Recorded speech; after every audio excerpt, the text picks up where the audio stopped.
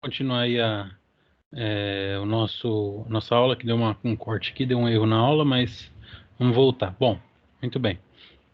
Então eu estava falando para vocês sobre a primeira geração, né? Já tinha falado da segunda. E eu queria mostrar para vocês é, as válvulas dos computadores. Olha como é que elas eram, a válvula de computador. Então ela tem toda essa estrutura interna, né? E ela tinha que retirar e colocar. Ai, desculpa, eu não estou streamando a tela, gente. Perdão. Continuando. Então, as válvulas, elas tinham essa estrutura aqui, parece uma lâmpada, né? Ela tem essas partes aqui, ó, suporte, absorvedor de gases, mica, anodo, grade auxiliar, grade supressora, grade de controle, calefator, cátodo e mica, né? Então, toda essa estrutura era utilizada ali na válvula a vácuo, né? Olha lá, tá vendo a reação que ela fazia para poder funcionar ali no computador. E aqui, ó, a gente já tem uma imagem dos transistores que eram utilizados em relação a uma válvula. Então, olha lá, a válvula tem um maior consumo, o transistor tem um menor consumo de energia. A válvula tem um maior preço, principalmente também porque tinha que uma pessoa ficar trocando toda hora, né? E o transistor menor. A válvula tem um tamanho maior, o transistor tem um tamanho menor. E a válvula tem uma baixa durabilidade, então tinha que ficar trocando toda hora. E o transistor não, o transistor durou muito mais, né? Então, ó, esse daqui é o transistor, os primeiros que foram desenvolvidos, né? E aqui ele vai mostrando para você como que foi evoluindo e hoje em dia é uma pecinha pretinha desse tamanho aqui. Beleza? Isso de primeira para segunda geração. Na terceira geração surgiram os CIs, também chamados de circuitos integrados. Vamos ver como é que é um CI. Olha como é que ele é. Parece uma baratinha, né? Hoje presente em todas as placas que a gente vê, né? Os CIs, os transistores, eles ajudam aí no processamento, na divisão das tarefas da placa, né? E também tem a questão do chipset, né? Ó, aqui tem uma tabela mostrando inúmeros CIs aí que existem, né? Ó, esse daqui parece até um transistor, né? Ó, tem dos pequenos, dos grandes. Inclusive a BIOS é um CI, né? E existem inúmeros fabricantes também de CI para poder formar uma placa-mãe, por exemplo, né?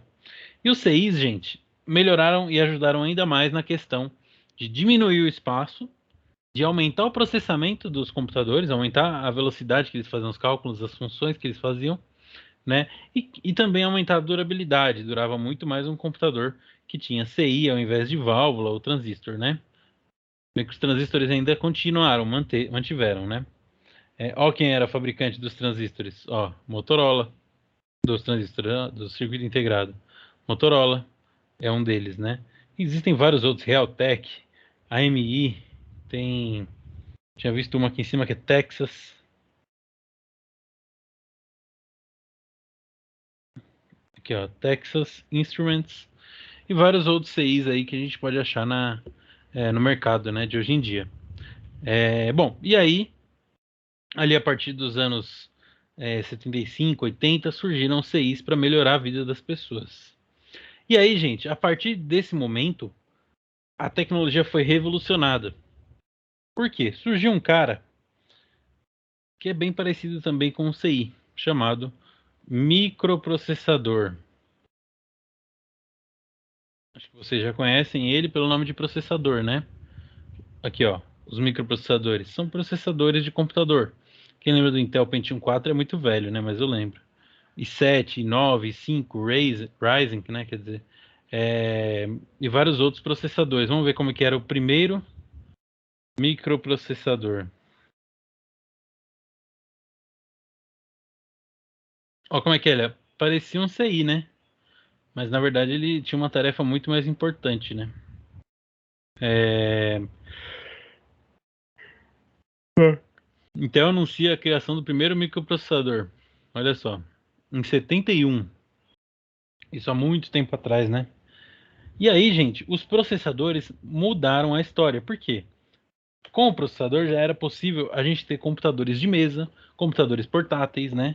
Aqueles computadores que a gente tem hoje em dia só são possíveis, só são é, alcançáveis por conta dos processadores, né? Dos microprocessadores de antigamente. E aí, os processadores se desenvolveram, evoluíram, né? E nesse meio de campo, já existia aquela empresa gigantesca chamada IBM, né? Deixa eu ilustrar aqui para vocês.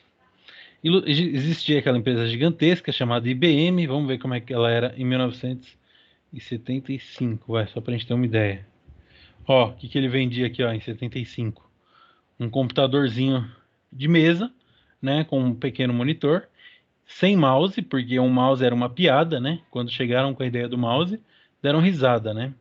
Mas já era um computador portátil. Tinha um drive ali, que provavelmente era para disquete, né? Disquete dos grandes ainda. Mas era possível. Tinha um teclado QWERTY ali, ó. Tinha o teclado numérico e era possível fazer a entrada das numerações, né? Dos códigos. Ó, o disco que ele usava aqui. Parece um disquete mesmo, né? E aí, gente, vamos continuar pela apostila agora. Que eu tive que reiniciar o computador aqui.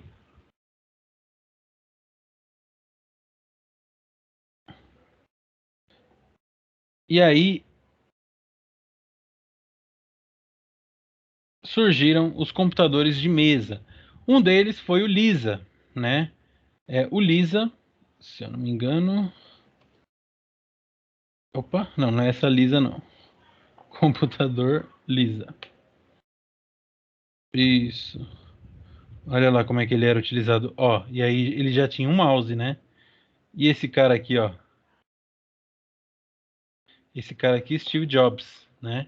Com um dos computadores aí, Lisa. Ele tinha entrada para 2 discos, né? E tinha uma interface gráfica, né? Que já era uma evolução. Para a época, tinha um teclado e tinha um mouse. E esse cara aí, então, Steve Jobs e Bill Gates revolucionaram o mercado de computadores, esses dois caras aí. Por quê? Porque ambos desenvolveram sistemas operacionais que rodavam nesse hardware, nesse computador que a gente tinha na nossa mão, e com uma interface gráfica, ou seja, uma interface simples de se mexer. Vamos colocar aqui, ó, primeiro Windows. Olha lá. Esse aqui é o Windows 1. Olha como é que era. Já tinha uma interface gráfica, era coloridinho, era o DOS, né? Se a gente vê essa tabelinha aqui, ela vai mostrar Microsoft Windows 95, 98, ME, XP, Vista 7, 8, 10 e hoje o 11, né? E a Apple a mesma coisa. Primeiro, Macintosh. Olha lá, como que era o primeiro computador Macintosh. Era um computador simples que podia ser vendido para as famílias nas suas casas, né? Não era nada grande coisa. E era possível você utilizar um editor de imagem, um editor de texto, você navegar nas suas pastas, seus arquivos. Ainda não tinha internet, né? Mas tinha toda essa relação aí com o seu usuário. E isso que conquistou o público. Conquistaram as empresas, conquistaram o público em geral, né? O povo. E esses dois caras continuaram crescendo e desenvolveram computadores cada dia melhores, até hoje, né? Não que o Steve Jobs ainda desenvolva algum computador, mas ele deixou seu legado. E hoje em dia, por exemplo, um MacBook é um dos computadores mais queridos de todas as pessoas. Custa aí, ó, na faixa dos 7, 9 mil reais. E é um computador fininho, muito rápido, com processador próprio da Apple. Né, é um computador muito bom e utiliza microprocessador, né? Aquele microprocessador que surgiu lá em 1971, né? Pela IBM. E os computadores com Windows também estão rodando aí até hoje. Qual a diferença? A Apple ela vende o seu computador, o seu hardware, com o seu sistema operacional. Já a Microsoft, o Windows, né? Ele é feito de uma forma que você vende a licença e a pessoa pode escolher o hardware que ela quer rodar, né? Ó, o Windows 11 rodando aí nos computadores, ele tem uma interface muito bonita, né? Muito próxima da Apple também, porque Eles pegaram muitas ideias deles, né? Olha o valor do Windows 11 aí, 1.150, só o sistema, né? Pro. Muito bem. E aí, gente, depois dessas 4 gerações que desenvolveram um computador dessa forma que a gente vê hoje, surgiram mais 2 gerações. Mais uma geração, desculpa.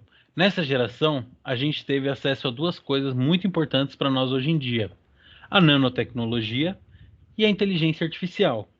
A nanotecnologia, a gente vive todos os dias, gente. Isso aqui, ó, celular, ele trabalha com nanotecnologia. Como é possível a gente colocar um processador desse tamanho dentro de um aparelho desse, com mais um monte de peça, memória RAM, memória interna, câmera, bateria, conector de carga, antena de Wi-Fi, antena de 3G, antena de Bluetooth, inúmeras coisas aí para a gente poder utilizar tela, né, no nosso celular de forma simples, intuitiva, rápida, né?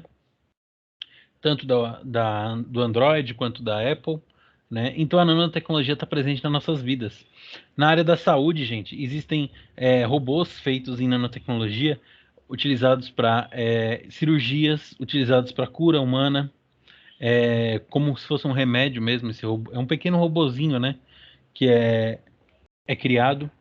Existem robôs não, desculpa. Existem a tecnologia, a nanotecnologia é utilizada nos carros, né, nos transportes que a gente utiliza e mais um monte de coisa, gente. A nanotecnologia é muito importante e o trabalho de vocês vai ser baseado na nanotecnologia e na inteligência artificial. O que é a inteligência artificial, gente? É aquela inteligência criada por máquina que aprendeu com os seres humanos. Então a máquina analisou os dados e as respostas de seres humanos para determinadas tarefas e criou sua própria cabeça, sua própria identidade.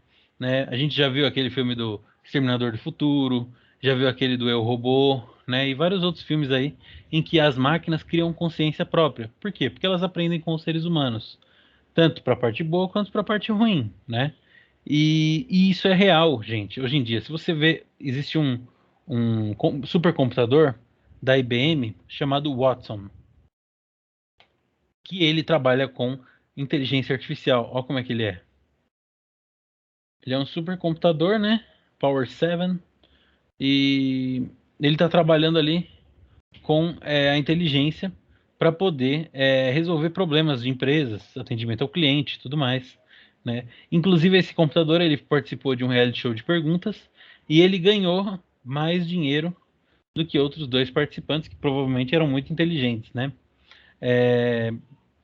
E a IBM distribui esse computador aí de forma para estudo gratuita, né? E também de forma paga para as empresas, né? Depois quem quiser ler mais é bem interessante.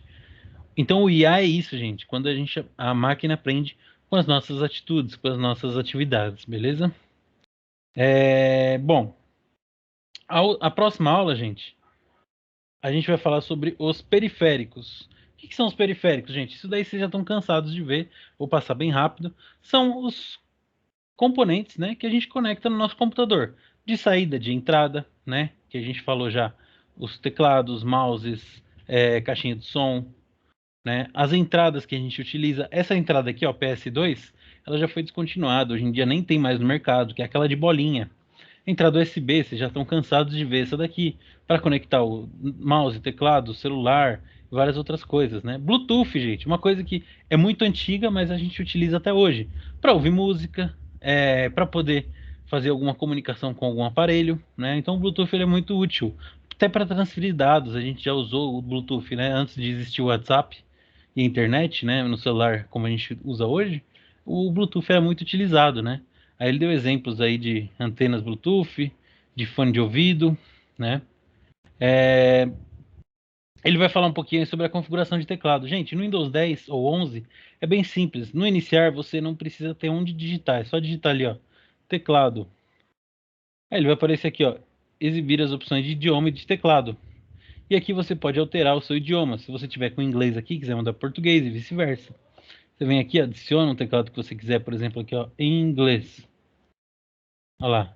Já apareceu da África do Sul, da Austrália, Belize, Canadá e também dos Estados Unidos, né? Se a gente quiser Se a gente quiser colocar um teclado europeu da Espanha, olha lá, teclado em espanhol, né? Se a gente quiser colocar teclado japonês, olha lá, teclado em japonês, a gente pode colocar.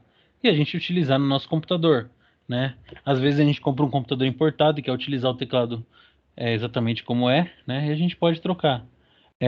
Aqui ele fala mais algumas opções aí de idioma, de preferência do Windows, né? Região, mas basicamente é isso daí, tá, gente? É, E outra, se você instala mais de um idioma aqui, para você alternar entre idiomas, você tem aqui a barra de idiomas. Vamos ver se ainda existe isso aqui, né? Barra de idiomas, acho que não existe mais aqui no meu. Mas quando você tem a barra de idiomas aqui, porque você tem mais de um idioma instalado, você pode alternar utilizando o Alt Shift, né? Para você trocar o idioma do seu teclado, tá bom? Bom, ele mostra ali, ó, hora e idioma, né? Se você clica aqui. Não, não é esse aqui não, gente, desculpa. Aqui. Você coloca ali, ó, ajustar data e hora, né? Ícone de notificação e tudo mais. E aí você consegue alterar, né? Lá pelo painel de controle. Isso no Windows 10 ou 11, tá? O mouse, né? Que a gente já está cansado de saber, que ele pode ser utilizado pelo USB, né? Ou até por Bluetooth. Os computadores da Apple não precisa ter uma pecinha conectada no computador. Ele sincroniza diretamente com o computador, né? Bem legal. Tem a configuração de mouse também para a gente ajustar ali a sensibilidade, né? Olha lá, sensibilidade, velocidade do cursor, a gente pode alterar, melhorar. Eu costumo deixar padrão, mas aí é de cada um, né?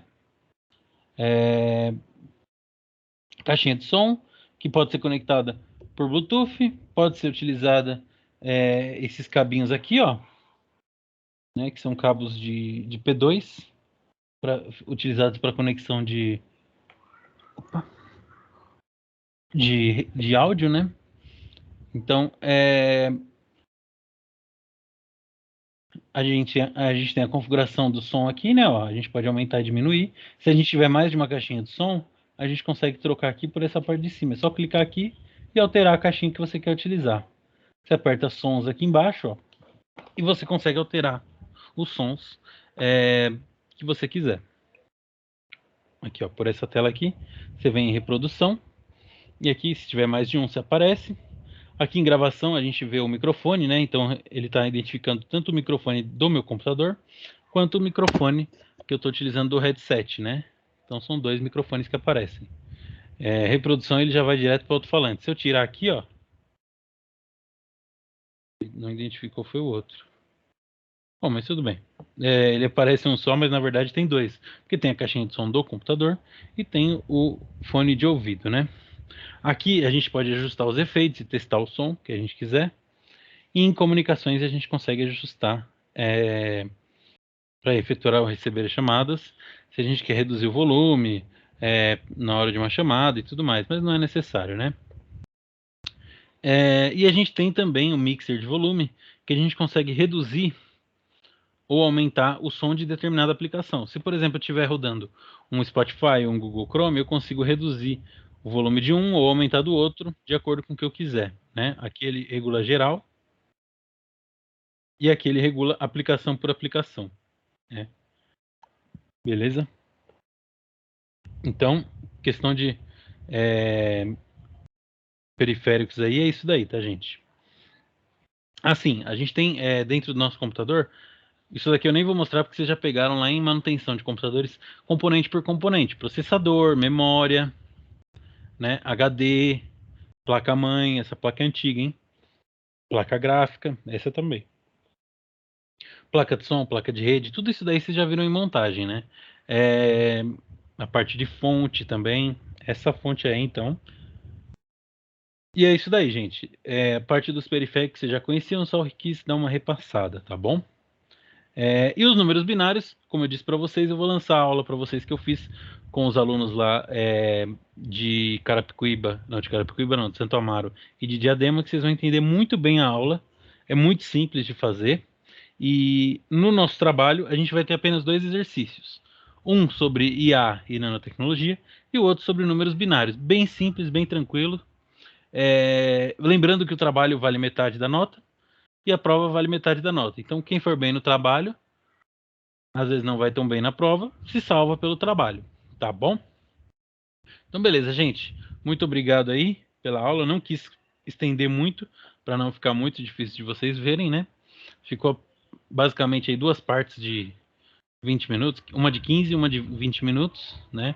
E aí, qualquer dúvida, não esqueçam de me chamar, se vocês precisarem, tá bom? Estou disponível para vocês aí. Muito obrigado, boa noite, um bom fim de semana para todos.